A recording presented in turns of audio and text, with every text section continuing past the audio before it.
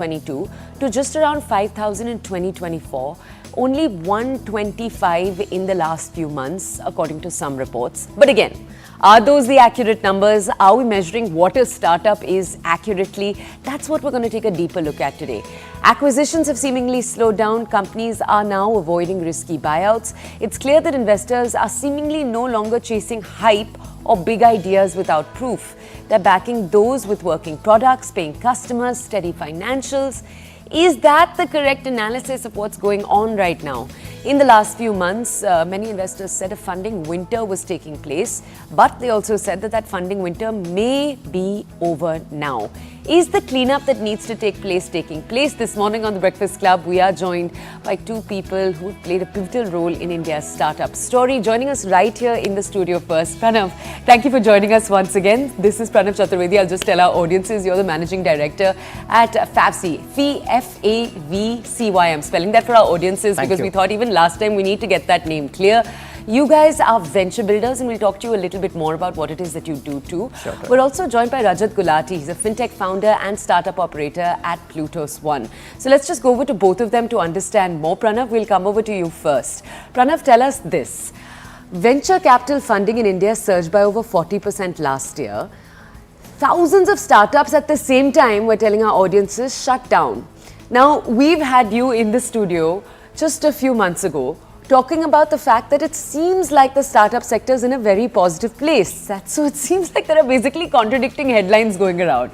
Explain to us, how do you analyze the current situation? Are startups failing even when investor money is pouring in? Is that the accurate summary? How would you see the situation?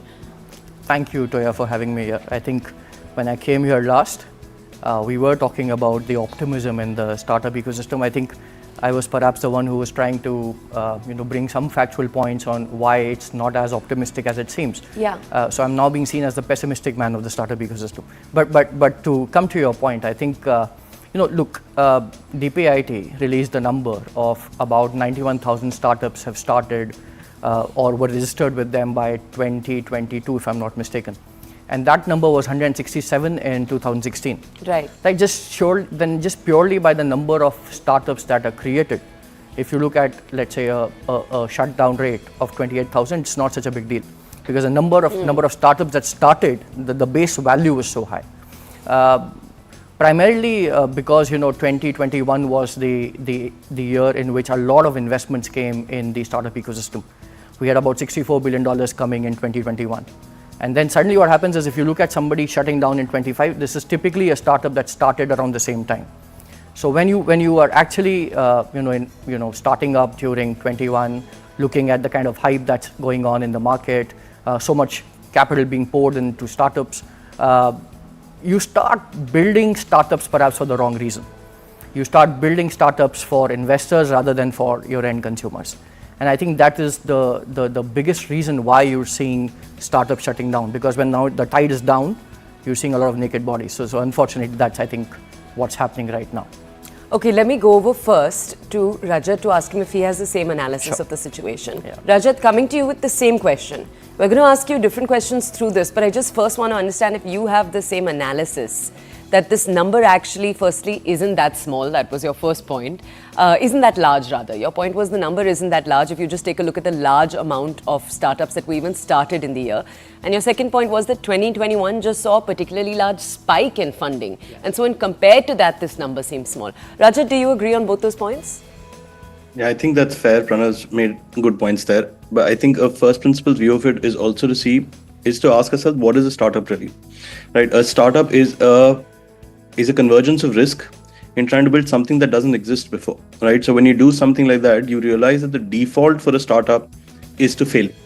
I know that sounds very somber, but most startups will not succeed because if they were, I would argue they're not taking enough risk and they're not trying to do something that a startup should be doing, and maybe a more conventional business should be building whatever they're trying to build. So if you expect that most startups are going to fail, these numbers actually don't seem that bad. And Pranav pulled out a good timeline analysis of that as to how many started and then how many have failed since. So that's one. And I think there have been some other trends also, which is maybe only to undermine my point to say that maybe these are reasons why they're failing. But I don't see startups failing as a problem. That's the first bit, right? Startups should take those, if we're expecting new innovation to happen and new products, new markets to be created, we want a segment of companies taking these outsized risks, investors taking outsized financial risk with them, and then failing fast.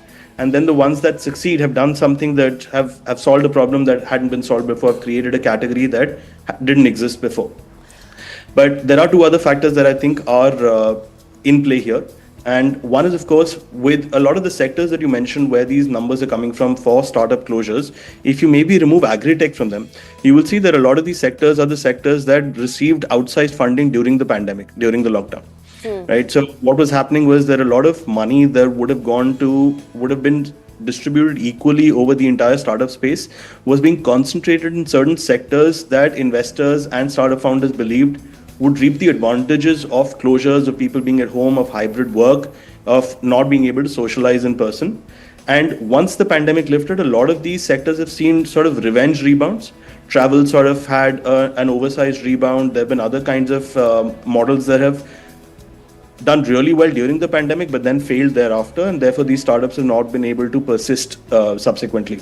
So there's that, and there is a funding sort of, and I think Pranav can talk more to this about the behavior of the investors, where they've tried to take those risks, where they've tried to hedge their bets, and we've seen that those things haven't really played out. One wave that we're seeing now is maybe over-optimistic investment in the AI space. I think a lot of people have made outsized, naive bets in the AI space, and the more mature bets are coming now that we're seeing the sector evolve and stabilize a little bit more.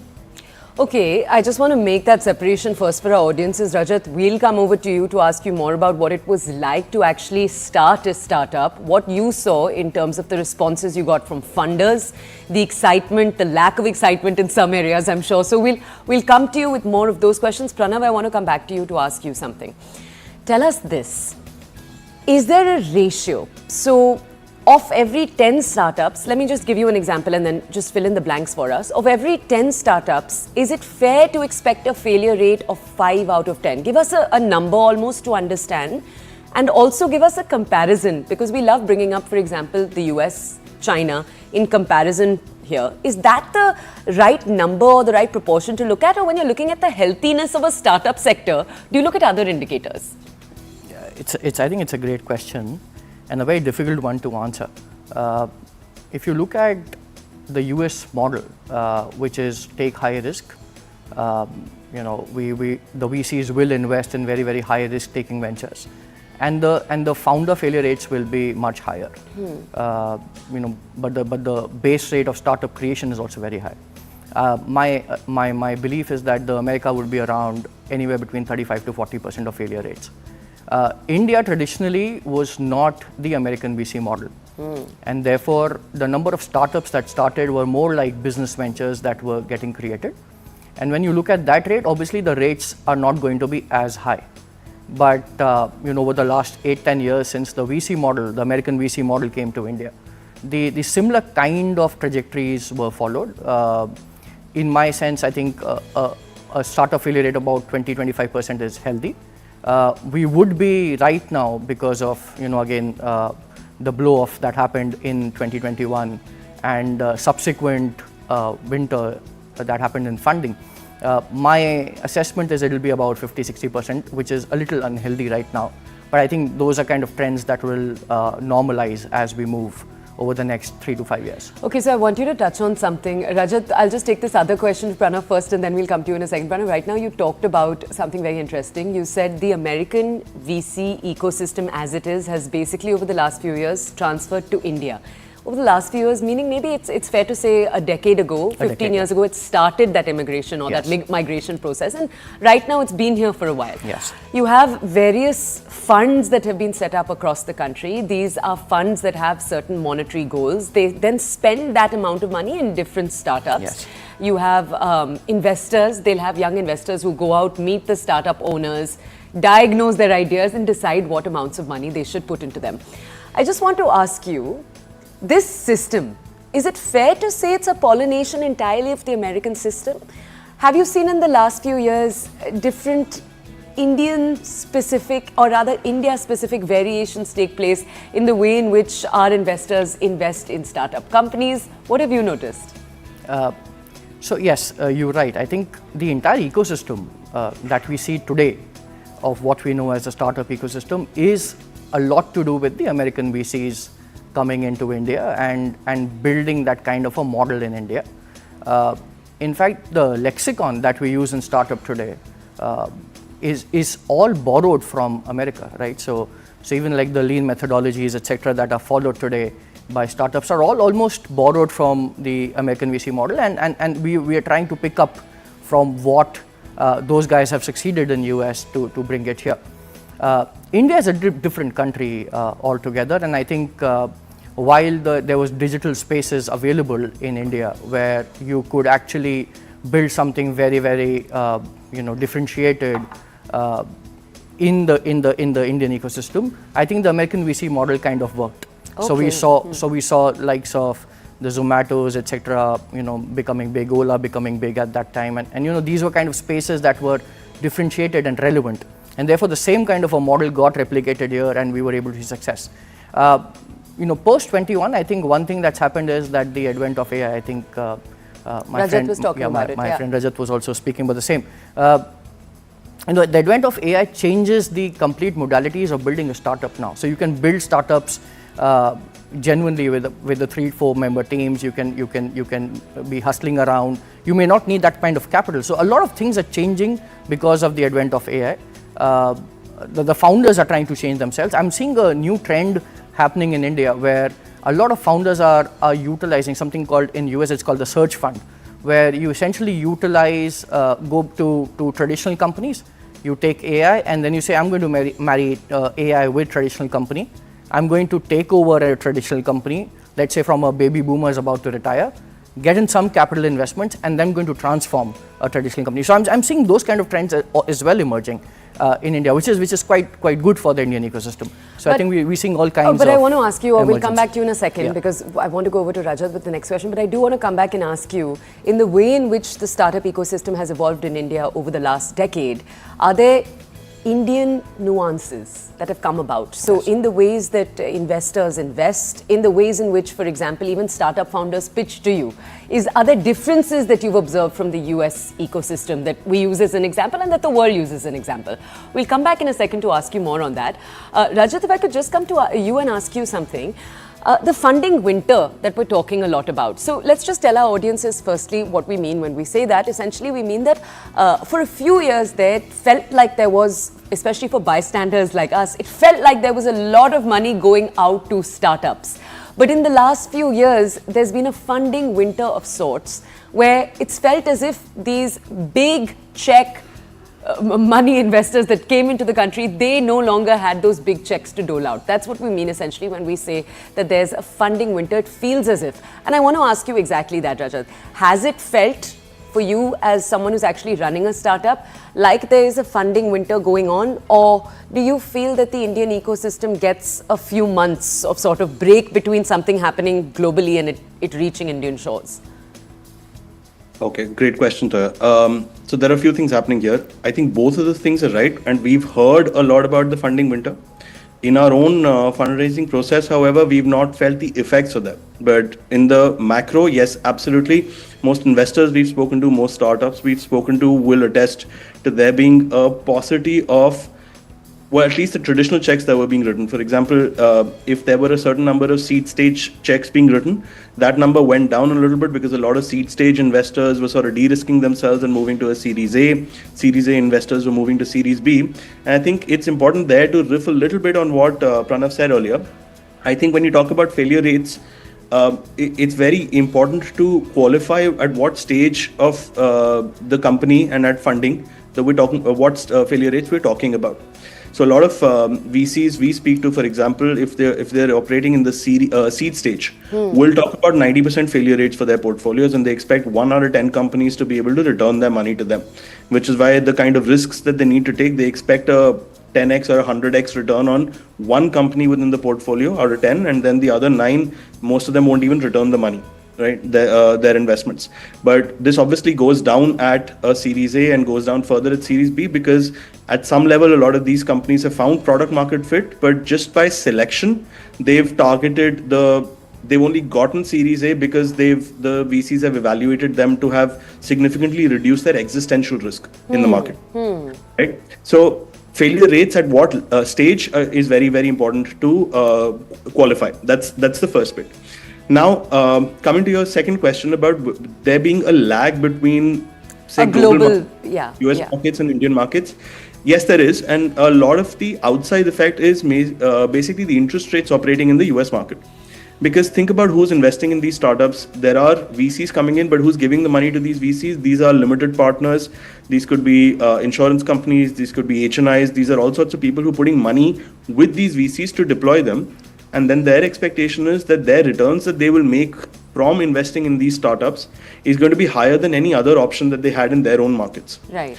So if their interest rates go up, those markets become more attractive to those investors, and their propensity to invest in startups, to put their money in VCs, goes down, and therefore the money coming to us definitely goes down. So internally, a lot of founders, a lot of VCs will tell you that we're operating on the whims of the interest rates operating in the US market. There's an outside effect of that.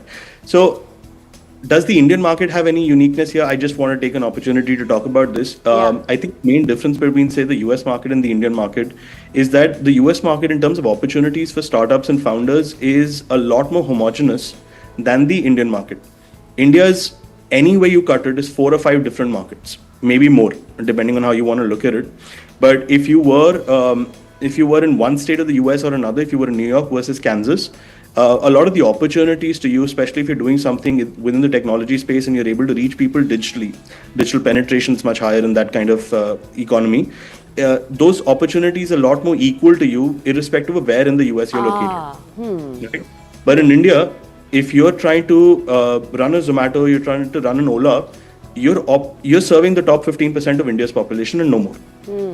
And that's in India 1 that we talk about.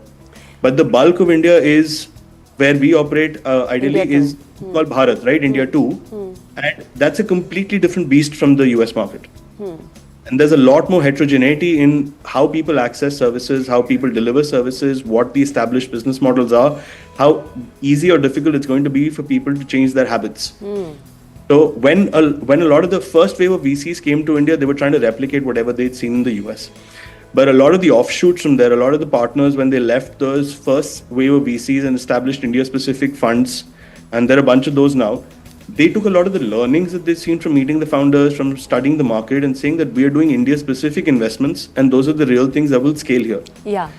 Right? So an India Opportunities Fund that a lot of these VCs run are saying, okay, we're investing specifically in India 1 or India 2. And they made that distinction because it is important. It's a completely different market. It may be closer to an Indonesian market or a Brazilian market than it is to a US market. Okay, I want to ask, taking from your point, I want to ask Pranav a very tricky question. Tell us, Pranav, when a organization, so a startup comes to you, says it has a unique idea that it thinks is going to play out very, very well in the Indian context. What are your green flags when a startup comes to you and says, this is our idea? And I'm asking because in the last few years, there have been some startups that have ideas that seem like a copy of an already existing American thing. Some startups that are genuinely building something unique, something that feels freshly, uniquely Indian. But can that sometimes have bigger risk? I would assume it can. So what do you look at as your green flags? Is it possible to give us a broad answer, even though I haven't even given you an industry while asking you that question?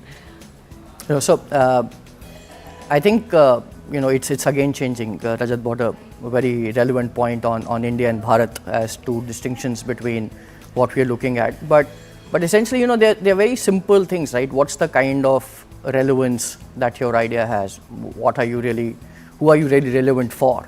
Who are you solving? What's the problem that you're solving? Basic things on relevance. And then differentiation, because what's the kind of market size that you're looking at? Are you really differentiated in that market? For a pure play VC, it might come as a surprise to most of the audience. But what you're really looking at is, is there a unmet need of a small market? Right? What you're really saying is that I need an unmet need in a small market, but you're hoping, with as the VCs have more traditional data on this, that the market will explode.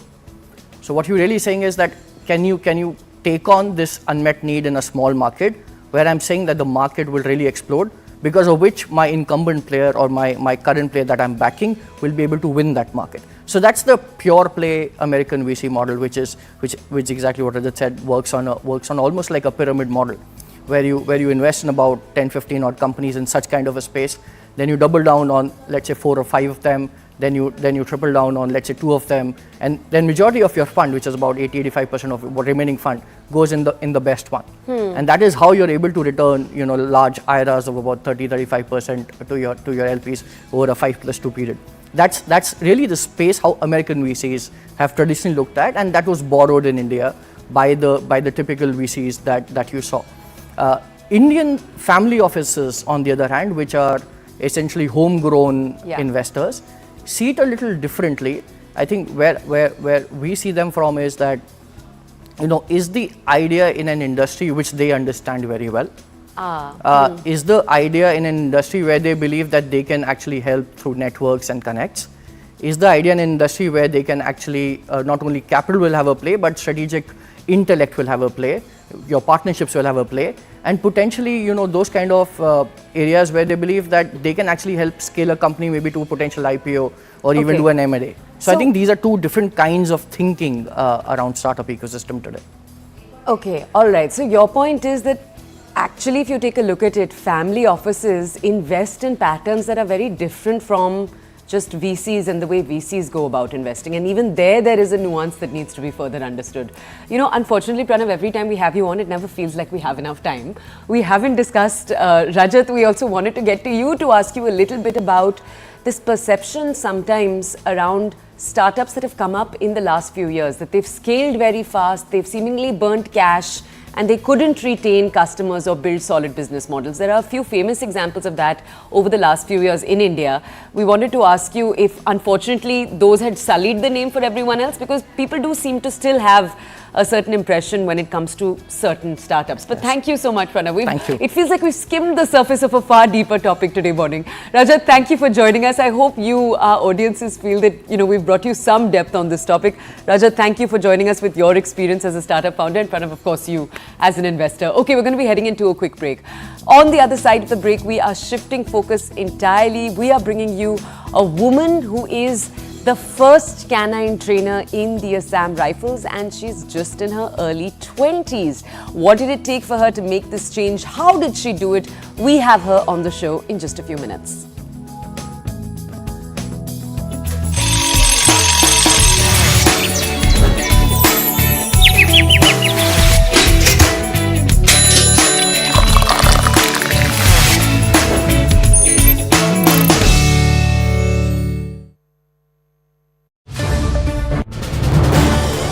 This is News 18 Network.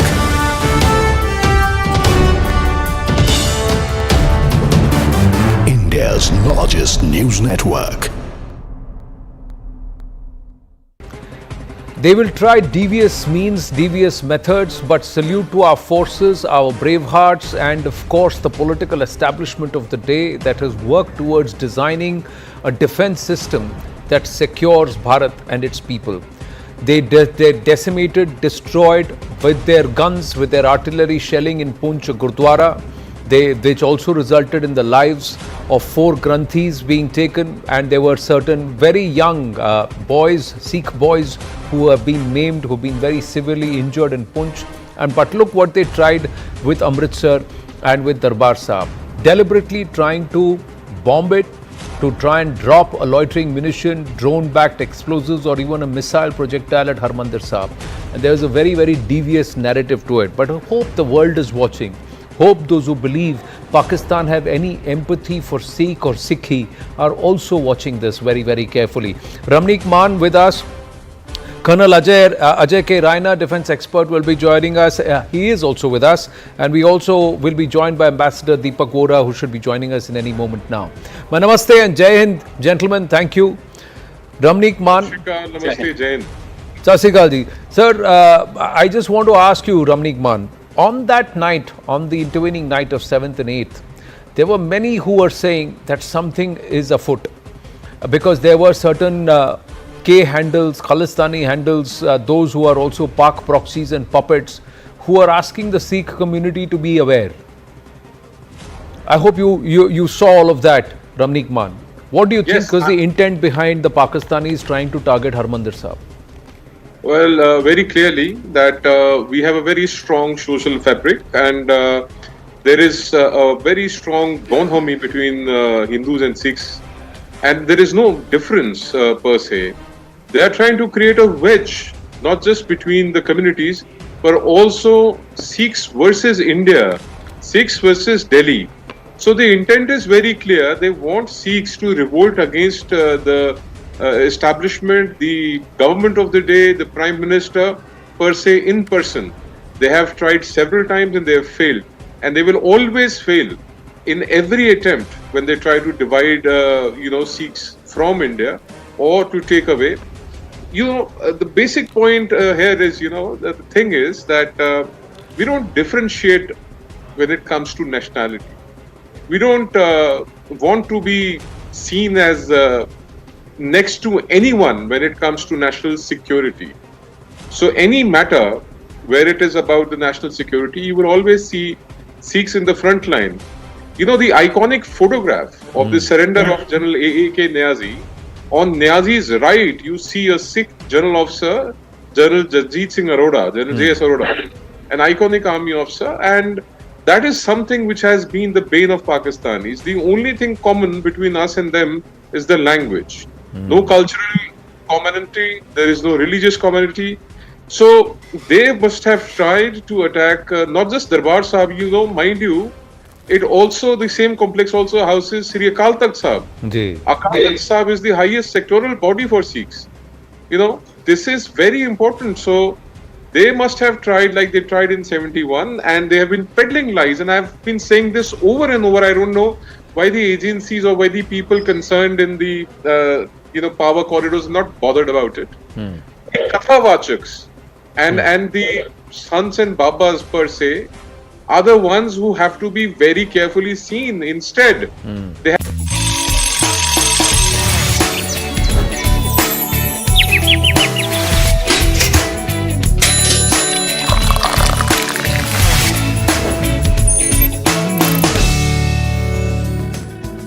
Alright, welcome back to the Breakfast Club. Now let's take you to stories that are taking place around the entire world in this moment. We're starting off first with My Father's Shadow. It's Nigeria's first film in the Cannes Film Festival's official selection.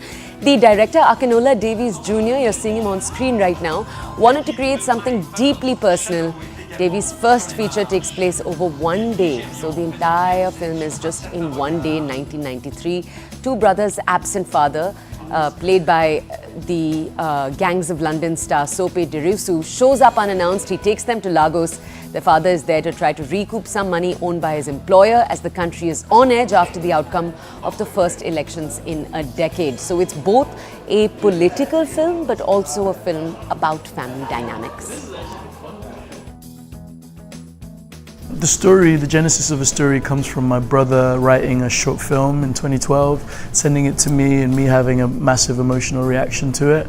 And then after the success of our short film Lizard, we knew we'd have the privilege of making a feature, and we really needed to, I thought, to make something that had a sense of urgency and something that meant something to me, to him, to my family, to our community, I guess to masculinity in general, and how you he became a father during the development process as well, so I think there are also questions that he was asking himself. Okay, now let's take you to England, where King Charles and Queen Camilla explored the floral displays. This is at the famous Chelsea Flower Show. The royal couple met with the waiting crowds. They were given a guided tour. You have former footballer David Beckham, who was present at the flower show. He actually met with Charles and Camilla. The Chelsea Flower Show is held for 5 days in May. It is organized by the Royal Horticulture Society. And Disney's live-action remake of Lilo and Stitch had its world premiere in LA. You're looking at one of the stars, Maya Kello, Sydney Agudong, Chris Sanders and Zach Galifianakis all walking the blue carpet, actually, not the red carpet in this context. This was at a special screening in London. On Sunday, you had actress Hannah Waddingham, who voices the alien leader, Grand Councilwoman. She's also someone you know from the series Ted on Apple TV. She said the message was timeless. The new film also stars Agudong as Lilo's sister, Nanny, while Zach Galifianakis and Billy Magnussen play aliens Jumba and Pleatley. And now we take you to a report. A group of Venezuelan biologists and veterinarians are raising hatchlings of the endangered Orinoco crocodile, and they're releasing them into the wild in a bid to prevent or at least delay its extinction. Here's the full report. It's incredibly interesting. Take a look. Conservationists say there are fewer than 100 Orinoco crocodiles left in the wild. They live here in the Orinoco River Basin, which covers most of Venezuela and spills into Colombia. In a bid to avoid the extinction of one of the world's largest living reptiles, the Venezuelan crocodile specialist group have been raising their young, but they say they are losing this race against time. Decades of poaching for leather pushed the Orinoco crocodile to the brink. Omar Hernandez, a biologist and head of Venezuelan conservation foundation FUDECHI, says poverty among Venezuelans means they are now hunted for a different reason. The problem remains the same. They are being killed for food and they eat the eggs. So even if we release caimans, there is still the pressure of hunting. Additionally, there are poverty issues in the countryside as people eat whatever they can find. There is no enforcement of regulations or protection measures.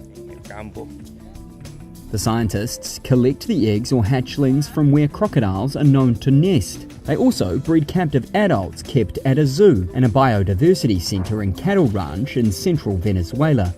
The babies are raised until they are about a year old and grow to a weight of around 13 pounds.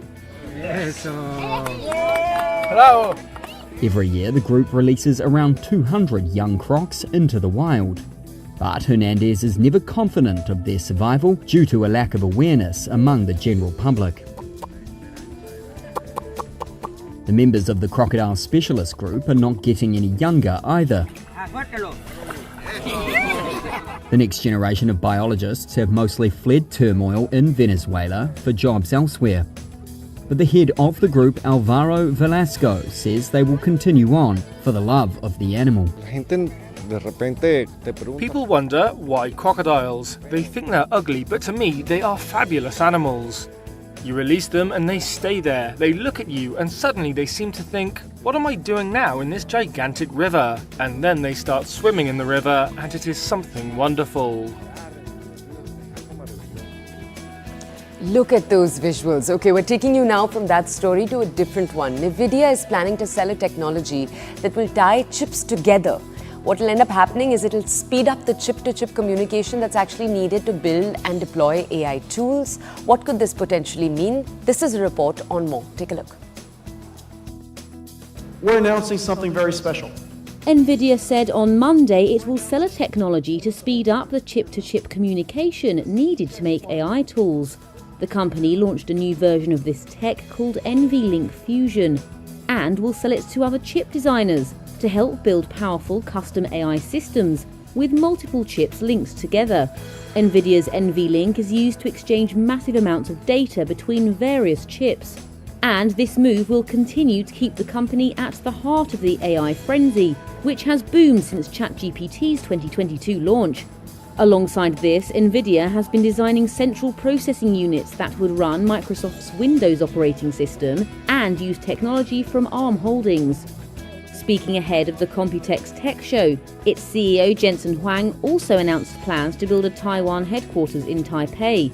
Meanwhile, President Donald Trump has threatened tariffs to pressure tech companies to increase production in the US. And next, we hope the next few visuals don't make you too hungry. Japan's Yoshinoya said that it's betting big on ramen noodles. They are an acclaimed company in Japan, known for their delicious products. But this is what they have to say about how they're hoping to expand. Japan's Yoshinoya is looking to ramen noodles for its next phase of growth. Known for its gyudon beef bowls and udon noodles, Yoshinoya now hopes to turn ramen into a third business pillar. In its new 5-year growth plan, the fast food chain operator said it's aiming for a 10-fold jump in operating profit from the ramen business to around $28 million. By February 2035, Yoshinoya said it hopes to become the world's leading ramen seller. This ambitious plan comes at a challenging time for Japanese restaurant chains. They're facing higher food prices, especially from domestic rice and US beef, all while navigating the difficulty of raising prices in a country emerging from years of deflation. 海外につきましては、このラーメンという But incoming CEO Tetsuya Naruse is optimistic and sees significant potential for ramen in markets overseas. Yoshinoya projects its ramen business will generate 40 billion yen, which is around $276 million in revenue by the 2029 financial year.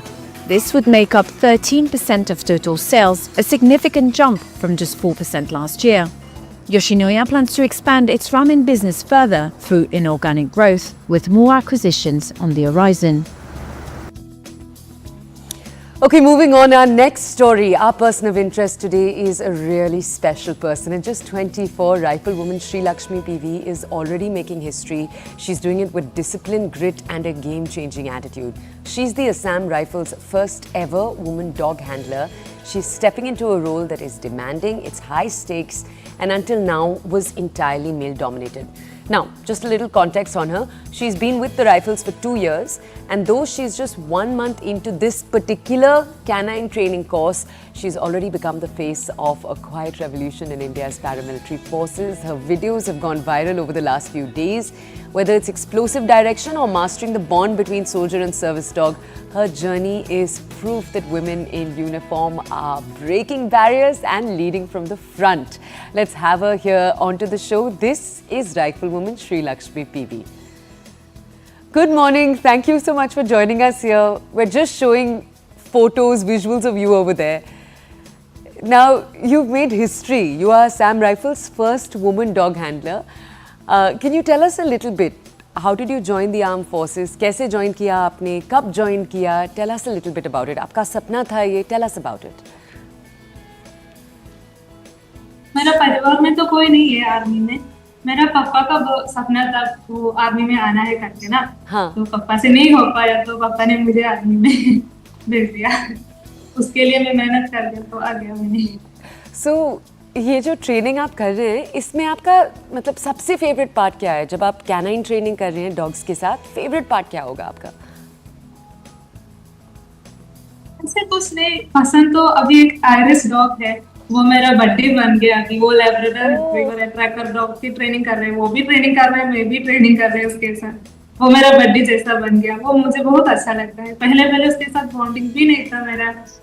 मेरे को देख के इतना क्या बोलता है, मेरे को देखना भी नहीं चाहता था पहले. अभी तो मुझे देख के वो मेरा ऊपर आ जाता है वो खेलने के लिए. वो बहुत अच्छा लगता है मुझे.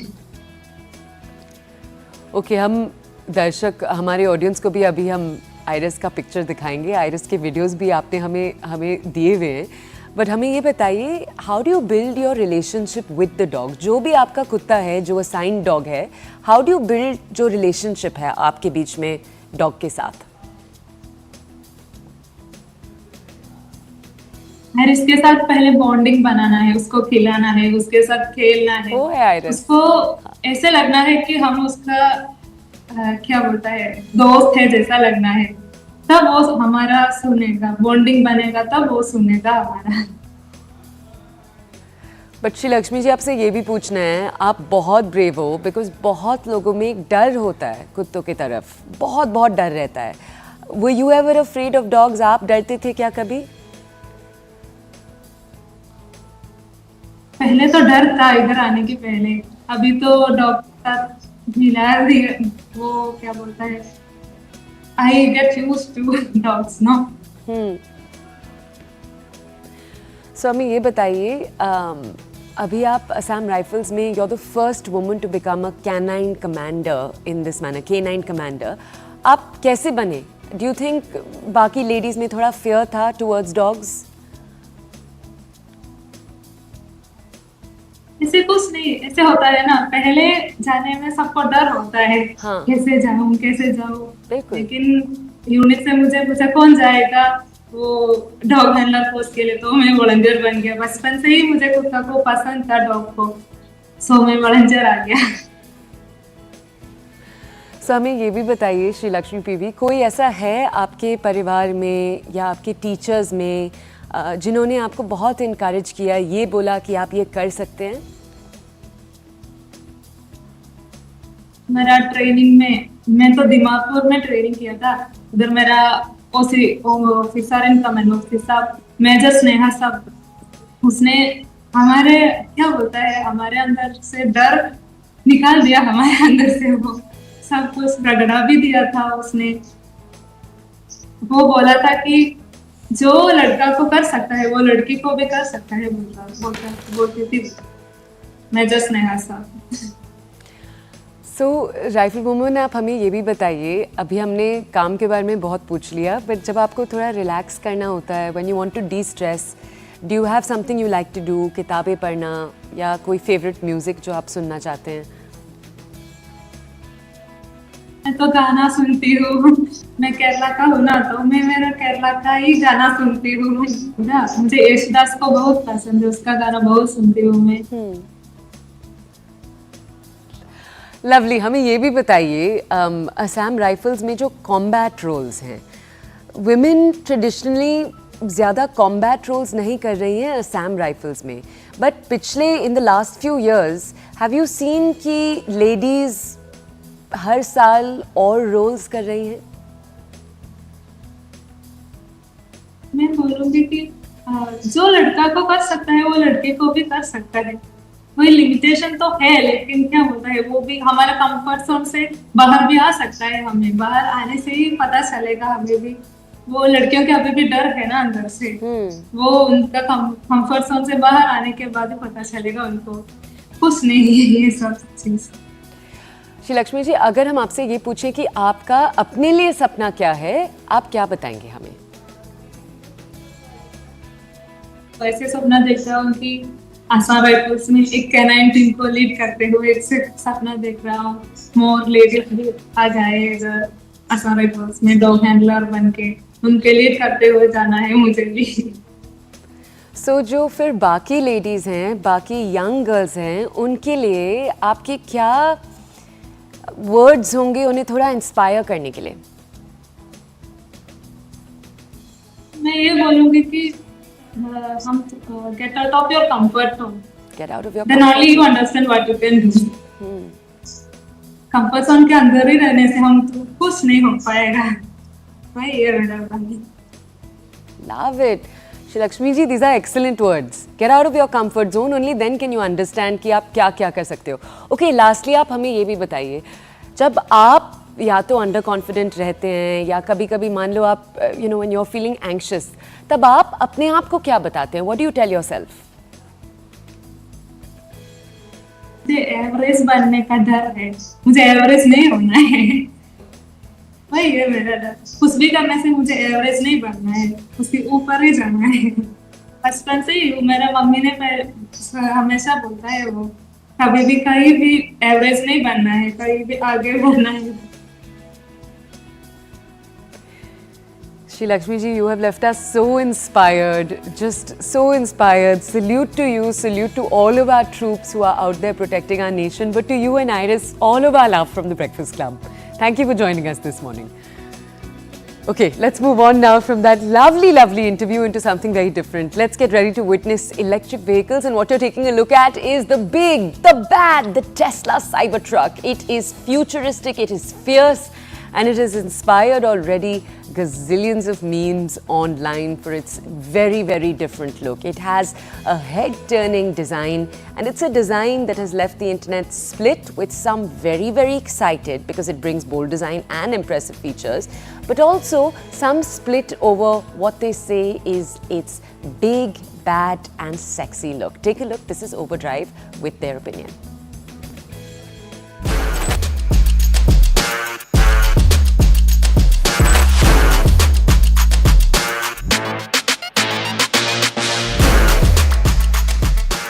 You have cars and then you have something like the Tesla Cybertruck.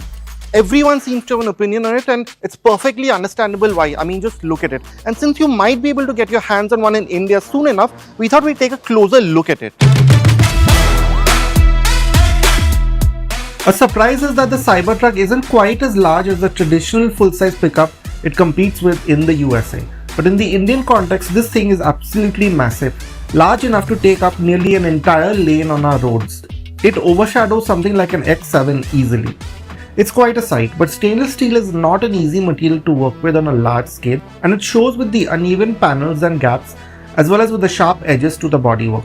This is when covered for with how Tesla seems to have gone out of its way to not make the Cybertruck look like a car. You don't have door handles, just a button that pops the door open and makes you leave smudges on the steel, and the lighting is discreetly hidden. Like I said, I'll let you make your own opinions on what you think of how the Cybertruck looks like, but the whole car is filled with all these interesting facts and numbers that you haven't exactly seen in any car before this. For example, this wiper, it's absolutely massive. It's the largest one that's been ever fitted to a car.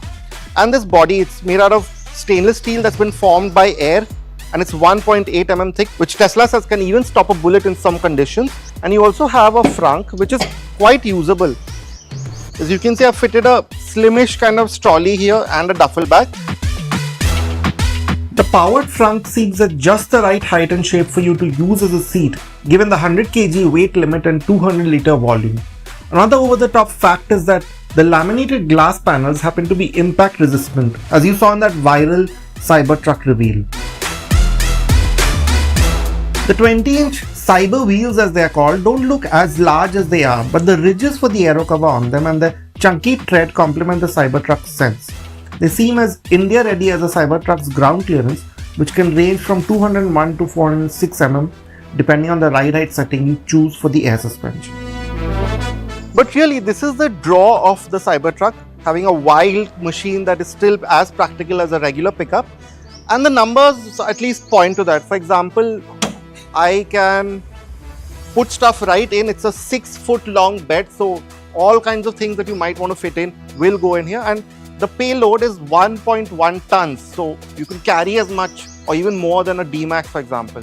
Having said that, Tesla also says there's this tonneau cover, you can stand on it. I'm not going to try it because this is someone's very precious car. But to give you that full sense of practicality, you can open this up and then you have this absolutely massive bed. And the way this functions is also really quite smooth. I mean, it lowers right down to the rear windscreen, and then when I pull that up, you actually have some degree of rearward visibility, which is pretty good. Now coming back to what's on offer inside, you have a pretty neat bottle opener for those tailgate parties. There are a couple there, and a whole host of plugs so you can power equipment, again, if you're out, say, camping or so on. So very thoughtfully done. And there is also a neat kind of secret storage space right here. Like other EVs, the Cybertruck is based on a skateboard architecture and isn't a body-on-frame construction like the toughest pickups you can find. Powering it is a 123 kWh lithium-ion battery pack that is good for nearly 500 km of range in this top-spec tri-motor Cyber Beast version. The Cybertruck can charge at up to 325 kW via the Tesla supercharging network, while the AC home charging speed is 11.5 kW. Now, this Cybertruck welded on badge may be as wild and wacky as the rest of the truck is from the outside. Once inside, you'll be surprised at how minimal this place feels. In most other cars, the screen still largely feels like a luxury feature. But in the case of this Tesla, it really is the nerve center of the car. It controls all the car's functions, right down to adjusting the mirrors and AC vent controls.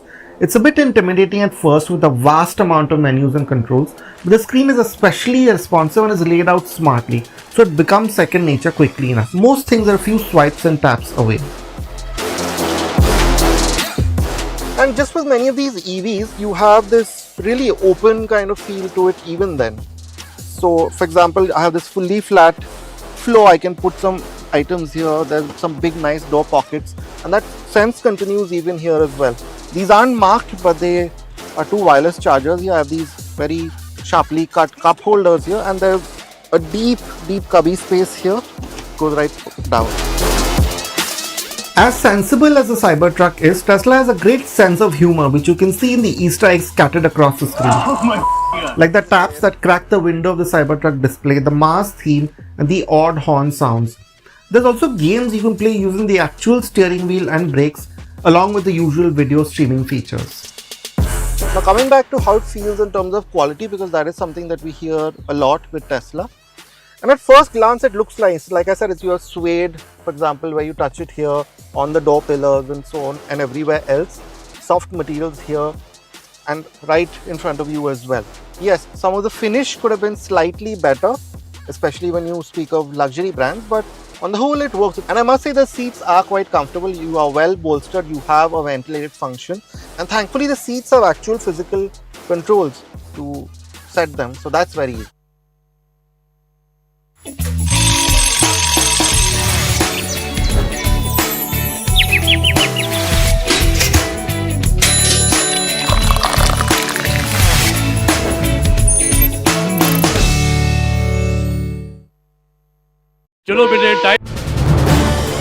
This is News 18 Network.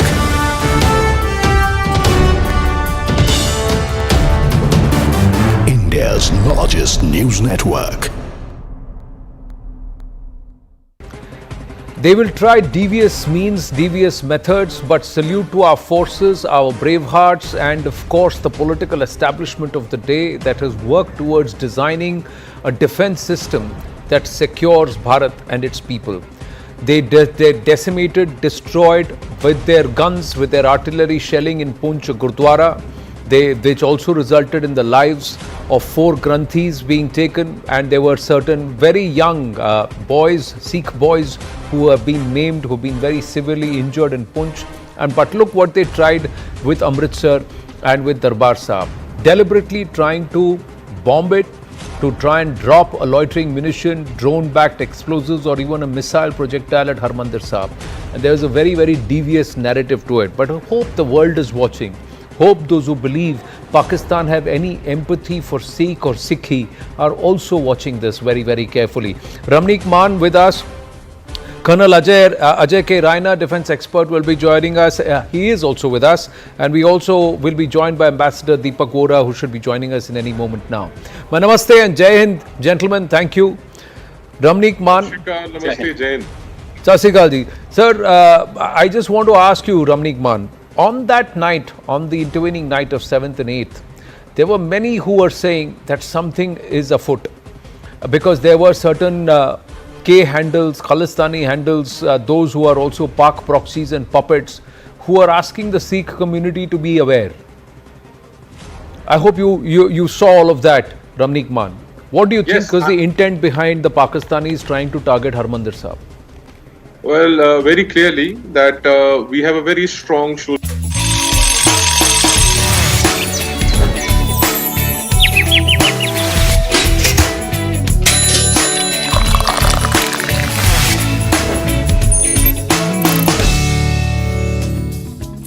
Alright, next we take you to a special section on financial markets. It's powered by Money Control Pro, Money Control's premium destination for both investing and business insights. Let's take a look first at a market overview. GIFT Nifty indicated a stable opening for Indian stock markets. US stock markets closed slightly higher despite a ratings downgrade by Moody's. Asian stock markets opened higher, tracking gains in US equities. Gold was firm in morning trade. Crude oil prices held steady in the absence of fresh cues. Let's take a look now at sectors. The travel and tourism sector contains a vast and untapped market according to today's analysis. This includes Tier 2, Tier 3 cities, rural areas in India, as well as new internet users coming in from lower income groups. Going ahead, the travel market in lower tier cities is expected to grow significantly faster than that in Tier 1 cities because of a host of reasons. But what that also means is that there's a new revenue stream for companies that possibly tap into the opportunities with the correct strategies. You can log into Money Control Pro to find out more about India's tourism sector and various other actionable insights on the market. It's the premier destination for all investing views and financial insights you're ever going to need, brought to you by Money Control.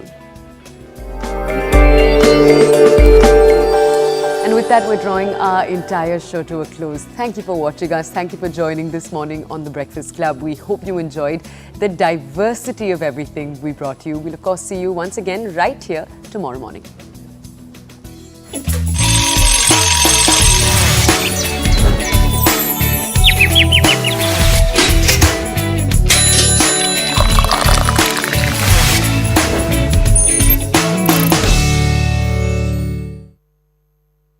Network 18 decimates Times Internet with over 6 times more unique users on social media.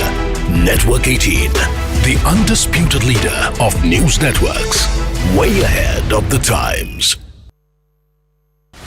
Network 18 is now the clear leader in digital media with 55% more users on native platforms and social media than Times Internet.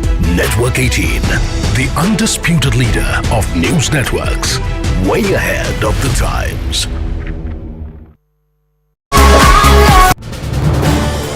This is News 18 Network.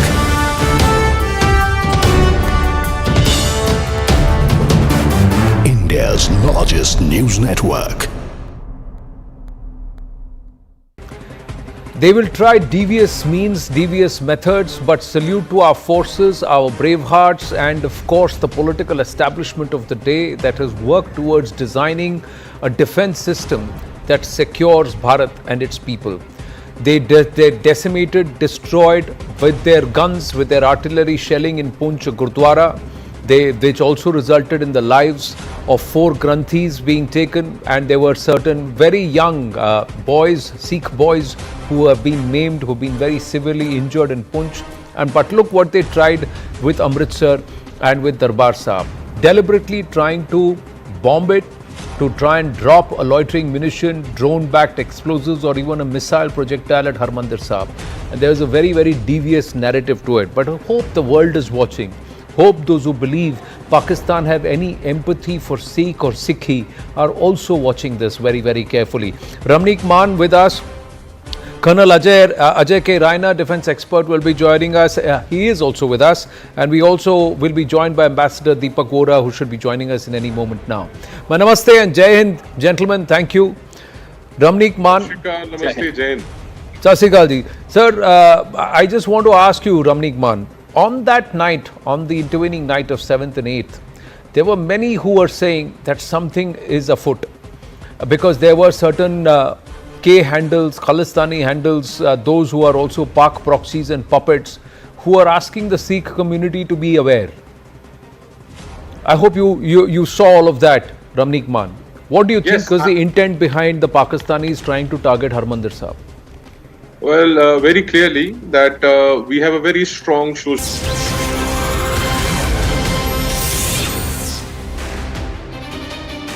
Hello and good morning. Thank you for tuning into CNN News 18. I'm Shan Elizabeth Matthew. Let's begin this bulletin with the top news this hour. India's Foreign Secretary Vikram Misri is set to brief key delegation members today ahead of their official travel. Now, Shrikant Shinde of Shiv Sena, Sanjay Jha of JDU and the DMK MP Kanimuri will be participating alongside other representatives in this crucial meeting. Now, on Monday, Vikram Misri addressed the Standing Committee on External Affairs, clarifying India's stance on reported US interference and India's offensive against Pakistan. Now, he stated that there was no indication of any nuclear attack from Pakistan, nor was the United States involved in the ceasefire discussions. Now, as tensions remain high, the Foreign Secretary is expected to share country-specific details with the visiting delegation, shaping India's diplomatic approach in the ongoing international engagements. प्रधानमंत्री मोदी जी ने सिंदूर operation सिंदूर का जो launch किया भारत का forces ने, वो दिखा दिया कि भारत क्या कर सकता है। मेंबर्स ऑफ पार्लियामेंट और कुछ प्रमुख लीडर्स और फॉरवर्ड डिप्लोमेट्स और कुछ ऑफिशियल्स अलग अलग देशों में जा करके भारत का पक्ष रखेंगे और दुनिया को बताना जरूरी है और दुनिया को भी समझना बहुत जरूरी है कि भारत कितना शांतिप्रिय देश है और कोई भी आतंकवाद को बढ़ावा देता है तो उसके खिलाफ भारत भी कार्रवाई करेगा और पूरा दुनिया को भी कार्रवाई करना चाहिए। There is no particular resolution that was passed. There was a desire on the part of many members to pass a resolution expressing solidarity with the Foreign Secretary. The MEA and the Foreign Secretary himself did not wish there to be such a resolution. We respected his view, but we conveyed to you, on behalf of all the members, the strong sense of support and solidarity for the Foreign Secretary. I said that they cannot decide the name. The party will decide the name. We are totally with the central government regarding external affairs policy, and we are fully supporting them. We don't have any hesitation to say that. सबसे पहले इस प्रकार का delegation भेजने की जरूरत नहीं थी। क्या जरूरत थी? अपोजिशन ने एक मांग की थी स्पेशल सेशन कश्मीर और ऑपरेशन सिंदूर पर, वो आप नहीं करने जा रहे। वो सेशन होने के बाद आपको भेजना चाहिए था, लेकिन आप अपने मर्जी के जो एमपीज है उसका एक डेलीगेशन बनाकर भेज रहे ऑपरेशन सिंदूर के नाम पर, टेररिज्म के नाम पर। हाँ, ये टूर एंड ट्रैवल कंपनी खोल दी है, अभी जरूरत नहीं है।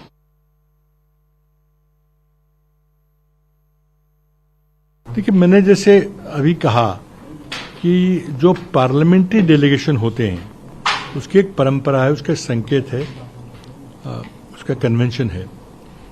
ये डेलीगेशन पार्लियामेंट्री डेलीगेशन नहीं है, ये सरकारी डेलीगेशन है, क्योंकि इसमें नॉन एमपीज भी सदस्य हैं। अब आपने संसदीय डेलीगेशन की जो परंपरा है, जो संकेत है, जो कन्वेंशन, उसके अनुसार आपने पार्टी को पत्र लिखा और संसदीय शिष्टमंडल की संसदीय डेलीगेशन की दूसरी परंपरा है कि जो भी नाम पार्टी देगी उसको लेना पड़ता है। तो आपने ये आधा काम क्यों किया? एक तरह से पार्टी को आपके नाम देने के लिए कहा, तो नाम प्रकाशित हो गए और आपने उनको दूर किनार कर दिया, तो ये अपमान है। 22 तारीख को जा रहे हैं, राष्ट्र सर्वोपरि है, उसी की भावना से जा रहे हैं। समाजवादी पार्टी का इतिहास रहा है, चाहे ये 2 रुपये के ट्रोल आर्मी से भाजपा कुछ भी कहलवाए, समाजवादियों का इतिहास रहा है कि जहाँ सर्जिकल स्ट्राइक हो तब श्रद्धेय नेताजी ने सबसे पहले सरकार और सेना का समर्थन किया है। देश के दुश्मनों के ऊपर जब भी सरकार ने कोई फैसला लिया है, सेना ने कोई कड़ा कदम उठाया है, तो हम हमेशा उसके साथ रहे हैं। राष्ट्र सर्वोपरि की भावना से हम लोग जा रहे हैं और जो हमारे बगल में दुनिया का सबसे बड़ा लोकतांत्रिक देश भारत और सबसे बड़ा आतंकी देश पाकिस्तान, जो IMF से अन्य संस्थाओं से कर्जा लेकर भीख मांगकर आतंकवादियों को पालता पोसता है, इस पर लगाम लगवाना भी जरूरी है। हमारी डेलीगेशन जो कि माननीय सांसद श्री श्रीकांत शिंदे जी लीड कर रहे हैं और 22 से लेकर 23-24 तक अबू धाबी का रहेगा, उसके बाद बाकी 3 अफ्रीकन कंट्रीज का रहेगा। शायद 3 या 4 तारीख तक हम लोग वापस आ जाएंगे जून में। 10-11 दिन का ये ट्रिप रहेगा। जिस तरह से भारत को क्षति पहुंची है